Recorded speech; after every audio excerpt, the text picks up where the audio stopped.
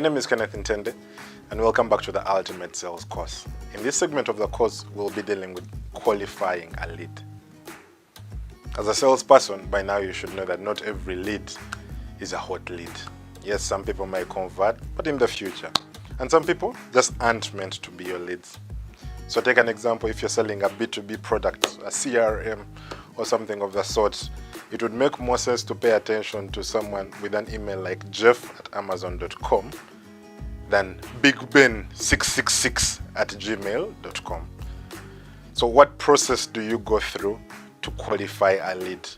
How do you know that this is a hot person that I need to be contacting right now? And this is someone I could contact after I'm done doing whatever I need to do through the rest of the week. So let's get started. To help you validate if someone is a right lead for you or not, there's some specific questions that you can ask. The first is a budget question.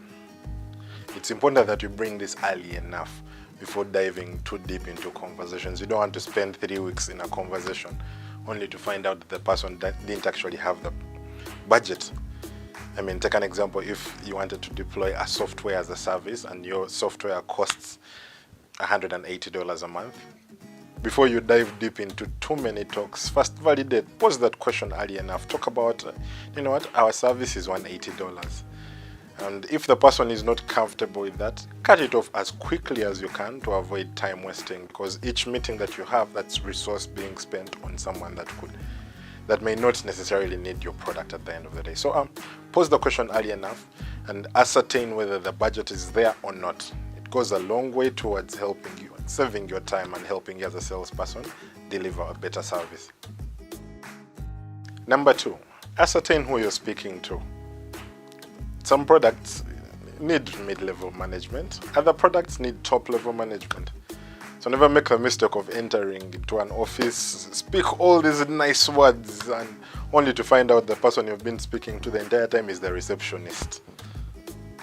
So make sure you, early enough in the conversation, number 1, understand who you're speaking to so that if the person is not a decision maker, they can get the decision maker into the conversation.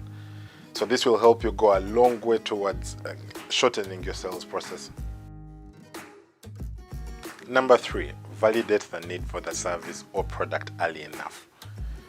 So there are very many scenarios. Someone signs up for your website, you call them, you take them through the proposal, take them through all this, only for that person to tell you, do you know what? I was just testing. One of my friends posted it on Twitter, so I signed up.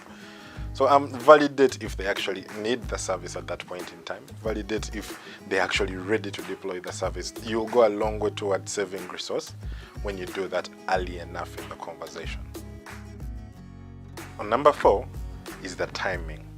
It's important you ask the person early enough if they need the product or the service right now. It's only fair to both you and the person, because you don't want to waste your time, you don't want to waste their time. So if you can, throw it in early. Is this the right time? Are we looking at deploying this within 6 months? Or is it a next year product? That will give you a heads up on when exactly you need to actually be approaching this person. So those are the 4 points that you need to reference when ascertaining if a lead is a quality lead at that point in time or not.